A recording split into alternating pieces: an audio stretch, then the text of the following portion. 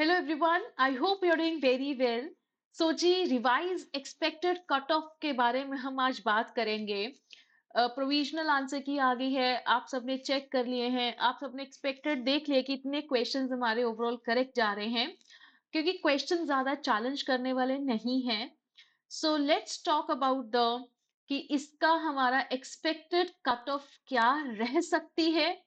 हम ये cut off जो है प्रीवियस ट्रेंड्स के अकॉर्डिंग ही बता सकते हैं एंड एग्जाम का लेवल क्या रहे।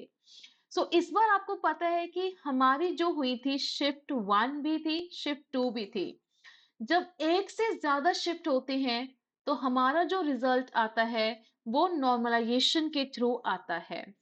नॉर्मलाइजेशन हमें एक्चुअल में क्या बताता है, जिसपे हमें सिंपल एक हिंट देते हैं कि आप अगर दो से ज्यादा शिफ्ट्स लगा रहे हैं तो सारों का लेवल हम एक जैसा कर सकें। क्योंकि कभी कभार हम देखते हैं कि पेपर वन इजी है, पेपर टू कंपेयर हम कर सकते हैं। तो उस कंपैरिजन के तहत अगर आपको एक ओवरऑल रिजल्ट देना है तो वो नॉर्मलाइजेशन के थ्रू ही देते हैं ताकि सारा लेवल आपका सेम रहे। नॉर्मलाइजेशन करने के थ्री वेज होते हैं, जैसे equation method, equating method, Z score standardisation and percentile rank method. Actual में ये सारे के सारे आपके स्टैट्स के मेथड्स हैं। तो अगर हम परसेंटाइल में जाते हैं, हमारा जो रिजल्ट है वो परसेंटाइल में आता है। ओके, वी डोंट नो कि पीछे वो नॉर्मलाइजेशन का प्रोसेस किस वे में करते हैं। Okay, but we are assuming कि हमें अगर रिजल्ट परसेंटाइल्स में आ रहा है तो वो कुछ परसेंटाइल के बेसिस पे रैंक करते होंगे। जैसे कि टोटल मार्क्स आपका 300 का है, हमें नहीं पता कि कितने कैंडिडेट्स अपीयर हैं, वी आर अज्यूमिंग। हमें नहीं पता कि इसका रॉ स्कोर क्या है, जिसके बिलो कितने हैं, कितने अबव उसके हैं, वी आर अज्यूमिंग। ठीक है जी, वो अपने एग्जैक्ट प्रोसेस के साथ स्टैटिस्टिकल टेक्निक के साथ करते हैं।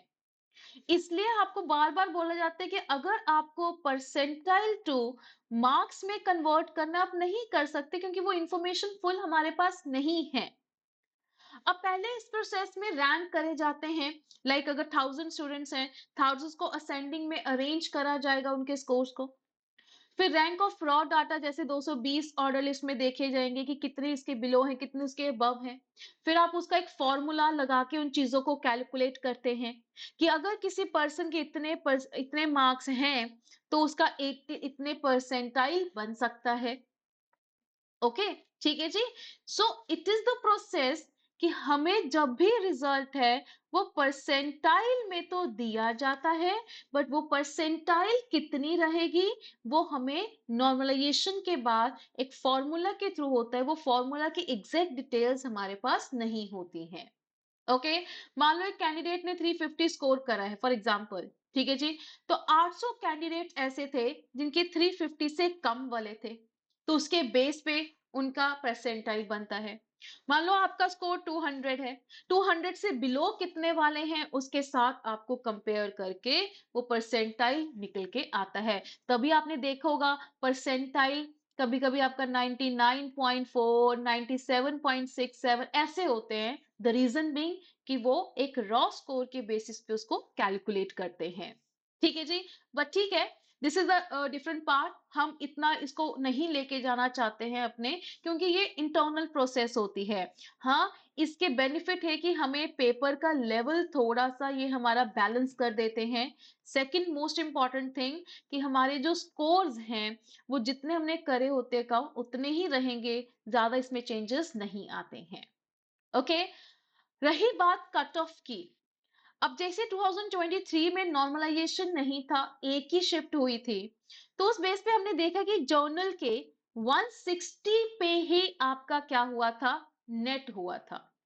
ओबीसी का 142 मार्क्स पे, ईडब्ल्यूएस का 148 मार्क्स पे एंड एससी 136 मार्क्स पे आपका नेट हुआ था।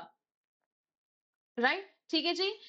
इस बार चांसेस हैं कि आपका जो जर्नल कैटेगरी का है 164 मार्क्स पे भी आपका नेट हो सके। ठीक है जी। और इसके थोड़े बहुत चांसेस ओबीसी में हैं कि आप अगर करते हैं 140 यू कैन से 4 पे या 46 के अराउंड अगर आपके विद इन मार्क्स हैं, तो मैं यहाँ पर एक लेके चलती हूँ कि अगर 164 या 170 के विद इन है तो नेट होने के चांसेस आपके हैं मार्क्स। ठीक है जी। रही बात, अगर आप यहाँ पर लेके चलते हैं कि अगर आपके 148 से लेके 156 तक के बीच के आपके मार्क्स आ रहे हैं तो आपके नेट के चांसेस हैं। और रही बात, ये साथ साथ मैं 2024 का भी कंपेयर कर रही हूं, और अगर आपके मार्क्स 136 से लेके 142 तक बन रहे हैं तो आपके नेट के चांसेस हैं। ओके। रही बात जेआरएफ की, मैं बोलूंगी जी जेआरएफ आपका 180 प्लस पे चांसेस हैं नॉर्मलाइजेशन पे। ओके। सो 170 है तो ऑब्वियसली 170 या फिर 174 के बियॉन्ड अगर आपके जाते हैं तो चांसेस हैं। और 174 से लेके 180 तक, ठीक है जी। और ये वाला जेआरएफ आप ये देख रहे हो, इसका इधर जेआरएफ है और इधर हम यहाँ पर इस पे नेट भी क्लियर कर रहे हैं जर्नल, राइट। सो यहाँ पर ओवरऑल कंक्लूजन आपका क्या निकल के आता है कि अगर आप अदर कैटेगरी से बिलोंग कर रहे हैं, सो आपका जो सेफर जोन रहेगा वो 150 आपका सेफर जोन रहेगा नेट के लिए। ठीक है जी, क्लियर होगी बच्चे बात। और अगर आपका जेआरएफ है, मैं अदर कैटेगरी की बात कर रही हूं, सो अगर आपका उसके लिए रहेगा 174 आपका जेआरएफ के लिए सेफ जोन रह सकता है। अगर मैं जोनल कैटेगरी की बात करूं तो आपका नेट के लिए सेफ जोन क्या है, 166 प्लस है। और जेआरएफ के लिए आपका सेफ जोन है 190। आप अगर इस मार्क्स के बियॉन्ड जा रहे हैं, ये आपका एक तरह का सेफ जोन है।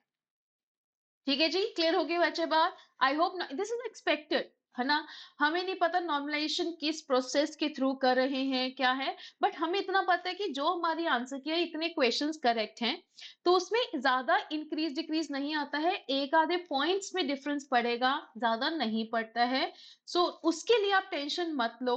बट हाँ, हमें जेआरएफ और नेट के लिए है, तो आप इसके अगर हैं इसके प्लस जा रहे हैं तो चांसेस हैं आपके क्लियर होने के। ठीक है जी। जैसे इससे पहले अगर मैं बात करती थी, नॉर्मलाइजेशन गया था, बट जो स्टूडेंट्स के मार्क्स आए थे, जो उनका रिजल्ट आया था, तब उनका 180 पे जेआरएफ था, फिर 184 हो गया। अब हम एक्सपेक्ट करते हैं कि cut off day by day थोड़ी सी बढ़ती है। नेट का पे बहुत सारे फैक्टर्स होते हैं, प्रीवियस कट ऑफ क्या रही है, कितने स्टूडेंट्स अपीयर हुए हैं, लेवल क्या रहा है, नॉर्मलाइजेशन कैसे कर रहे हैं। ठीक है जी। तो वो बहुत सारे फैक्टर्स हैं जो इसमें आपको इफेक्ट करते हैं, राइट। सो ये आपके सेफ स्कोर्स एक तरह का कैटेगरीज वाइज बन जाते हैं। बाकी best wishes always with you guys. तो मुझे उम्मीद है कि आप अपना जेआरएफ और नेट जरूर क्लियर करेंगे। अगर थोड़ी बहुत आपको खामी लगती है तो अभी से प्रिपरेशन स्टार्ट कर दीजिए, क्योंकि अगला जेआरएफ हमें एट एनी हाउ चाहिए ही चाहिए है। पेपर का लेवल कुछ भी हो, हम अपना हाई के लिए प्रिपरेशन करके जानी है, ताकि हम छोटी छोटी चीजें अपने आप कवर हो जाएंगी। ओके जी। सो जिन्होंने अभी तक टेलीग्राम ग्रुप को ज्वाइन नहीं करा है, काइंडली कर लीजिए, एंड जिसपे आपको क्विजेस पोल्स प्रोवाइड करे जाते हैं। फर्दर अब आपकी प्रिपरेशन हाई लेवल के अकॉर्डिंग स्टार्ट हो गई है, एंड द मोस्ट इंपॉर्टेंट, अब आपके लिए शिफ्ट 2 की आंसर की हम डिटेल में डिस्कशन स्टार्ट हो गई है। तो अब ऑब्वियसली आपको टेलीग्राम पे उसके लिंक्स अवेलेबल होंगे, तो इसलिए टेलीग्राम को ज्वाइन करना मत भूलिएगा। So I am launching a new series from theory to practice, जिसमें मैं आपको इनकम टैक्स करवाने वाली हूँ। ठीक है जी। तो इस चैनल को भी सब्सक्राइब करना मत भूलिएगा। एंड आवर मोटिवेशन कि अगर आप इस सेशन को क्या करते हैं जी, लाइक करते हैं। So don't forget to like this session. बाकी गाइस पॉजिटिव रहो, कोई बात नहीं, हम जो भी सिचुएशन हो, आपका वॉट एवर योर रिजल्ट, हमने अपनी मेहनत करी है, आपको बस इस फील्ड इस इस फील के साथ दिसंबर की प्रिपरेशन करनी है। Hard work, there is a no substitute for your hard work. आपने मेहनत करी है, ठीक है, वॉट एवर द रिजल्ट वो हम देखेंगे, है ना, बट हमने मेहनत करी है, इस बात की खुशी आपके अंदर होनी जरूरी है। So all the very best guys, thank you.